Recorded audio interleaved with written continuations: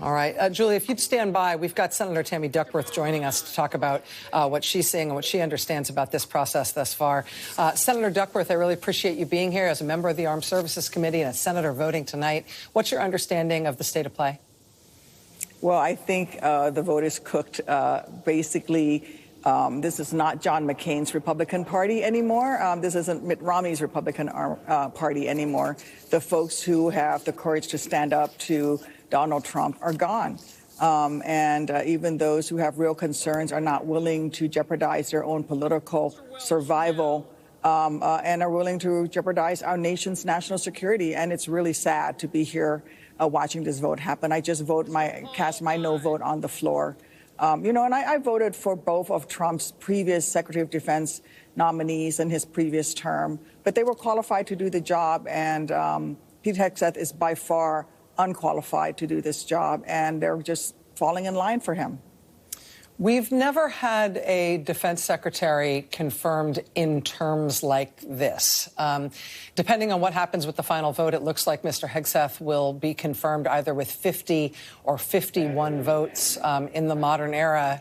I mean, actually in history, the closest we've ever had to something like that was Chuck Hagel in 2013, who was chosen by President Barack Obama to lead the Pentagon. That was considered to be an unusually close vote. He got 58 votes, including multiple Republicans crossing the aisle to vote for him. This is a 50 or 51 vote margin. I mean, we're used to defense secretaries being confirmed on voice votes, or in Leon Panetta's case, at 100-0 kind of vote. What do you think it means for the Pentagon to have somebody come in as their leader with this little support and this controversial and accused of all the things that Mr. Hegseth has struggled to parry during this process? Well, it means very much instability in the Pentagon. Remember that during the confirmation hearing, Mr. Hegseth would not step away when he was asked from the question. When he was asked, Donald Trump says he wants to come in and fire all the generals, all the people with experience. Would you oppose him?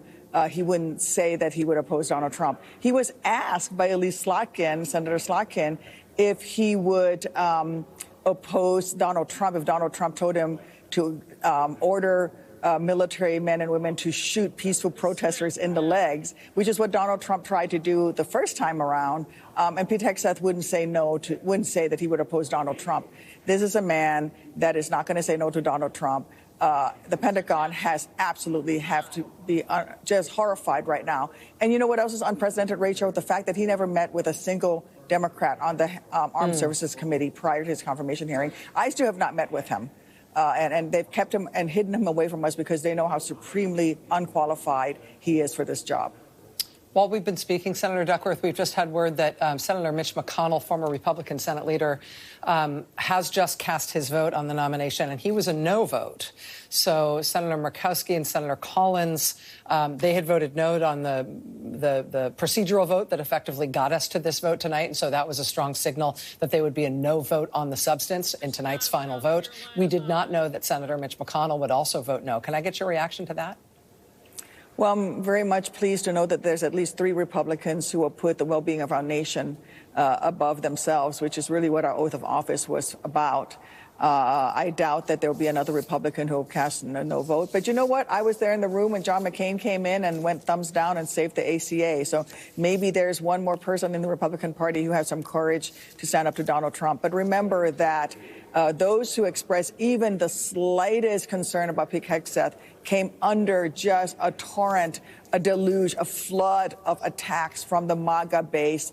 Joni Ernst received so many threats and attacks, outright, threatening her, saying that they would primary her, all the way through to threats against her own security. Pete Hegseth's second wife, lives in fear. She has young children. As you've mentioned, she's under an NDA. She had to have a safe word because she was so afraid of him.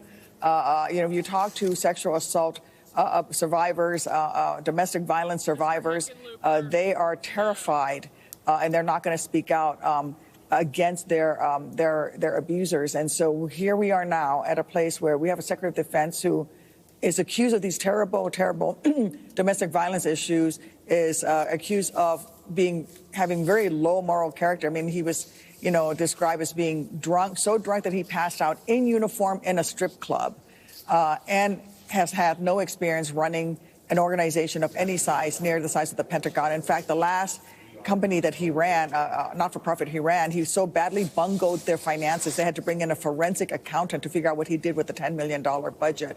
And now they're going to put him in charge of a $900 billion Pentagon budget.